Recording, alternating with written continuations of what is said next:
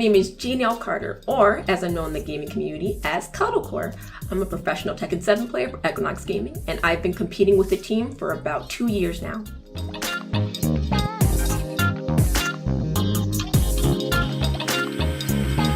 I started playing Tekken around the earlier Tekken, like Tekkens 1 through 3, when I was between the ages of 3 and 5. I seen tons of pictures when I was a little girl playing those games with my dad. We're a huge PlayStation family. I remember we had a PlayStation 1 for the longest time. And so, especially when I played a bit more, I was playing Tekken 1 through 3 with my dad and my sisters nonstop. That was the fighting game. We had tons of fighting games in the house, but that was the fighting game that we always came back to. We always competed against each other, and we would just be so angry, so salty at each other because we're beating each other up in a fighting game, and we want to beat the other. That's honestly where I got a lot of my competitive drive at such an early age, because my dad and my sisters were my opponents. I remember around 2001, I was 7 years old. That is when Tekken Tag 1, 2001 Tekken Tag 1, I believe, dropped, and the PlayStation 2 was fresh on the market. It was the hottest thing out there. And so I remember coming home from school, my last day of first grade, I believe, and I saw the graphics of the PlayStation 2. My dad was playing Tekken Tag 1. I was so excited. I was like, is that Tekken? My dad's like, yeah, this is the new one. And I'm like, oh my God. And we played for hours. And thinking back on it, my love for this game started so early on because I was bonding with my dad. I was bonding with a parent over something we both enjoyed. And that's why I love gaming as much as I do now. That's why so many of my friends are gamers. That's why I'm so driven and so competitive. And honestly, because of that, because of I was playing Tekken so early on, and I learned that training helps you get stronger so you can overcome your obstacles, and that can be applied to many things that you do in your life. Doing that so early on has really helped me be successful in esports and just the fighting game community in general, because of how I grew up playing Tekken. And it wasn't just playing to play, it was playing for fun, but it was also learning how to grow and how to take losses, how to become better than you were, while also bonding over a game that you enjoy, over something that you enjoy, and family time.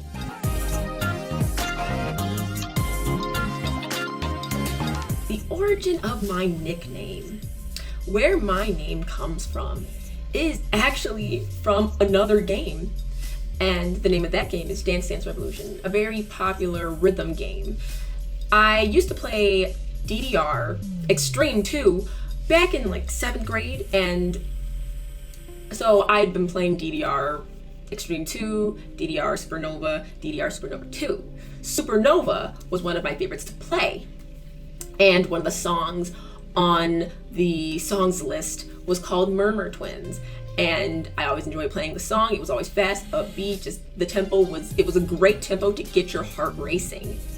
So whenever I would do my homework, I would listen to the DDR soundtrack from Supernova. And I would listen to Murmur Twins, the Cuddle remix. Also at the time, I was trying to find a name on PlayStation, a PSN name that fit me. I was going to change it. So because I loved Murmur Twins so much, because I loved listening to the Cuddle remix, I said, you know what? I am going to pick Cuddle as my username. I felt like it fit me at the time, just sweet. I feel a lot, and I'm a cuddle bunny. So that's definitely a name that has stuck with me over all of these years. It's crazy where the name started and what it's grown into.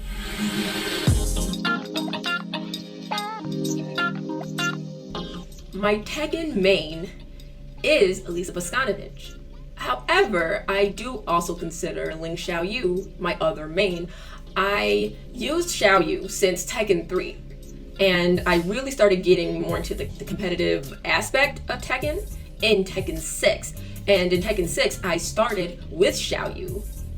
But when I did see that there was this new character, this robot woman, when I saw Elisa, she was a new challenge for me. Xiaoyu, as we all know, is an evasive character. She has this massive move list, right? And it allows for her to freestyle a lot of her offense and defense and Oki options. Elisa was very different than Xiaoyu. Elisa at the time had about like maybe 68 to 70 moves. She was that different, and she was more movement based, less trickery, more movement, like baiting and whip punishment. She was very different than Xiaoyu. I wanted a challenge, so I took Elisa as like a challenge, like to choose another character that was different than my main. And it did take a couple of months for me to really like adjust to how Elisa functioned. But I found my own flow with her over time, and I ended up loving the character. Elisa taught me like the ways to defend, the ways to utilize movement instead of always attacking to get my opponent to do something. So I definitely enjoy Xiaoyu for the Oki, the freestyling, the evasiveness of her art of Phoenix, and I thoroughly enjoy Elisa for her chainsaw options, her movement, her conditioning tools, her poking. I think both of the characters have evolved heavily over time, especially in 7. So I have been using Elisa more as of late in my tournament career, based on just the way she's designed really does work well for Tekken 7. I am hopeful that they will kind of adjust more Xiaoyu's moves, like move list, to the way she was in season 1, because I think that was a very, very useful way of using her. But for now, I do use Elisa more as like the first choice, like the first character I'll go to. Xiaoyu is always a character I keep as like a just in case I need to change up the way I'm approaching my opponent sort of deal. But yes, Elisa, Xiaoyu, love them to death. Both are truly my mains.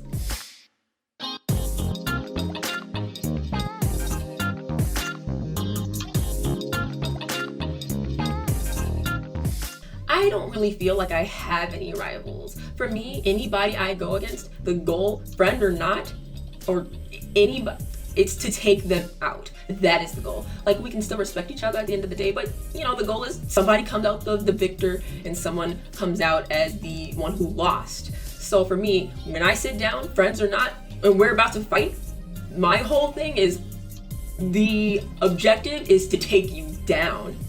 But I think that having a training partner is very useful. Me, rivals, not so much.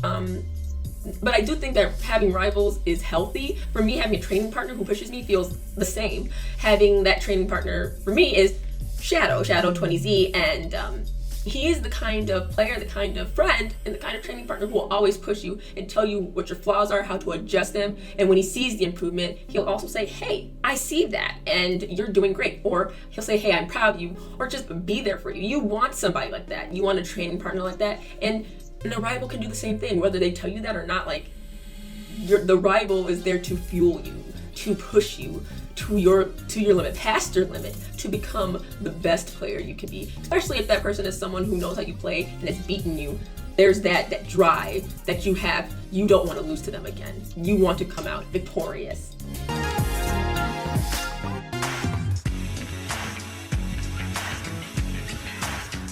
For the sponsorship process, something that I think people do ignore is what is the sponsorship, like the sponsor providing you, like that question. Are you asking enough questions to the sponsors and to yourself about what are they providing for you? How will they be able to help you?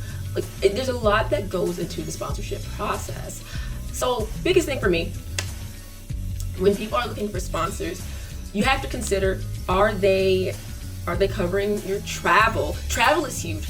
As a competitive player, you want to make sure your flight is covered, because that's the biggest thing getting to the tournament. Flight and registration, that is huge. So a sponsor being able to cover those two things is automatically one of like the biggest things I'd say to look at. Another huge thing is does that team represent what you stand for, whatever that may be? Does that team support you in the sense that you're not just a player but a person as well? So like what you believe and what you stand up for, are they all right with that? Are they maybe a kind of brand who's like doesn't want their players maybe to be as open about what they stand on? Maybe they want them to be more like, hey, we want you to play, and then that, you know, we don't want to involve too much, like we don't want to start anything. Well, you know, I understand that different teams have different objectives. However, it is important that you have a sponsor that is able to defend you, be there for you when you're dealing with things on your own. It is important that sponsors recognize that you're not just a player, that you are a human being that goes through a lot, and you're not just there to represent them. You have your own life to deal with as well.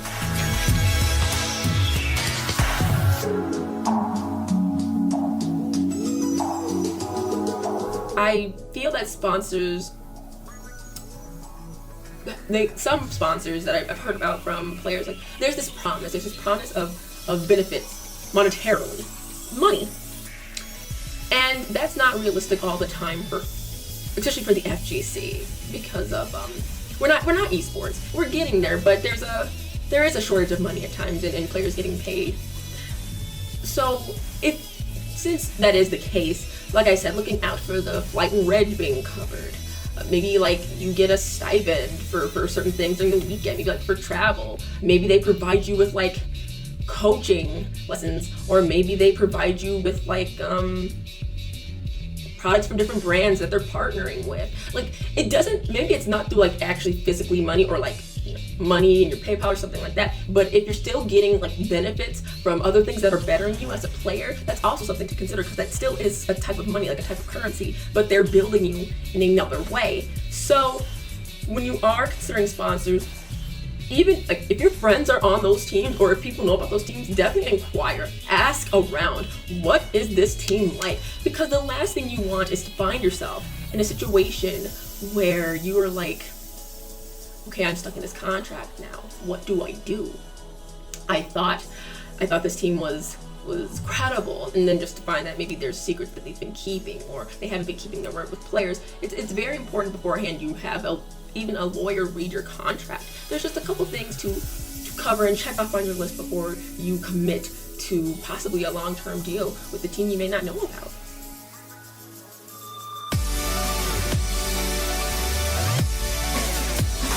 Being a woman in esports definitely has its struggles, its difficulties. And I'm not saying that that's the only thing that occurs for women while we're in the scene, but it is a part that can and has stopped women from wanting to progress further within this scene because of this sexism that occurs, this gatekeeping that happens, because there are men in the scene who don't welcome different types of people from different walks of life in the scene. They want it to stay a certain way. Well, the FGC does get a lot of praise for being diverse, but the people in this scene, the minorities in this scene, they deal with a lot. They deal with misogyny, sexism, transphobia, homophobia. There's so many things that occur to people who are trying to enjoy the scene. So specifically for women, yes, there are those struggles, but I do have suggestions and tips based on my own experiences and growing in this scene. What can help with that? So one of my first suggestions is definitely find a group of people that you feel comfortable with. So we're talking about like people you know you can travel with, and you know that they won't take advantage of you, or they just genuinely want to be there for you, or maybe you want to train with them. Say if you want to be more competitive, having a group of solid just friends who want to push you and play with you and compete with you is also very beneficial. As a woman, like having male training partners, like that's fine. Like it doesn't matter like what gender they are or who they are. It's as long as they're supportive of you and you're supportive of each other and there's no disrespect there. You want to make sure you have good friends and allies in that sense. Something else I also recommend is just finding also more women in the scene, like bonding with them as well, could be a very enriching experience. You find that you're not alone. You get to talk with them, bond with them, converse with them, and you form like a sisterhood, like a congregation of just women who love the game or love the scene just as much as you. So that's also very, very important.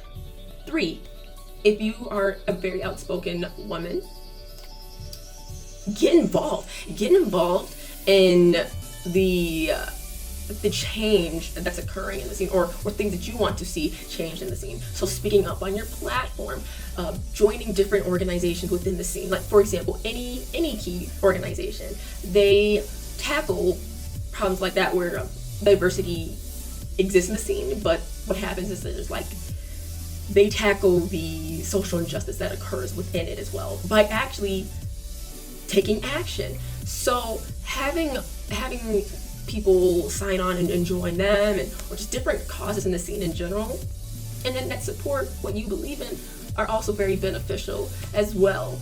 Because speaking up is a great way to get involved. Or if you don't feel comfortable speaking up, another way is you could work more behind the scenes. Maybe you send out maybe concerns to tournament organizers, or you talk to maybe influencers you know that speak up about certain things that concern you about the scene. But there's multiple ways to deal with what happens as a woman in esports. But I do feel that overall the experience can be positive if you are around the right people. Doesn't mean that things won't happen, but having a supportive group of people with you, around you, surrounding you, uplifting you, it will change so much in how you approach some of the things that may occur to you as being a woman in this space.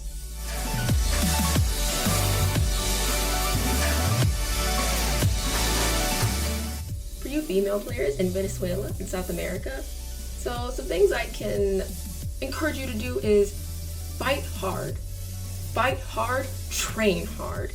If something confuses you in the game, ask for help from someone you trust. Compete in your locals. Fight. And if you don't understand what you did wrong, ask a player you trust. Like, that's huge. When you don't understand what went wrong, ask for help. Something else I encourage is traveling with friends. Traveling with friends while you're starting to compete a bit more, or just going to different events. Don't let anyone separate you or say that you're only good because you're a woman. That does not exist. A man and a woman's brain, when it comes to you learning things, learning about whatever it is, it's no different. What I think separates just people is the amount of drive they have, the resources available to them, and how determined are you to be the best at whatever it is you're doing. That is the difference. It's not a gender thing. Don't let anyone tell you you're not strong or that you're not capable of learning. And have a training partner, ladies. Have a training partner who pushes you to your limit. And also wear who you are with pride, because who you are is your brand, and you should never have to apologize to anyone for being a proud woman who loves the gaming community. USA, yes. Yeah. 4th place out of 320 competitors. Big shouts to Cuddle. What an amazing player. What an amazing performance she's had here this weekend. Look at her. They Guys, one more time for Cuddle, ladies and gentlemen. She has had an amazing year. And that is not I'm telling you guys right now, she is ridiculous. Big a well-deserving player, yes. big heart. Yeah. Tries her hardest. You know she leaves it all out there. Yeah. Look, what a personality. Look, she's in tears.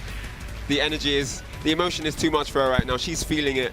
What a solid performance she's had. I wanted to give a huge shout out to the guys at Jateo for just letting me do this interview and just giving a little bit of my background and some advice I could give to gamers who are trying to get sponsors, and giving advice to female gamers as well. So I want to specifically say thanks to Jada, Texman, and Franklin Deletes for what they've done, for what they're starting to do with these interviews. They love their community so much. So you all definitely support them and what these guys are doing for the community, because they have a strong love for Tekken and they wanna support the community. So thanks again, guys, for having me, and y'all have a good one.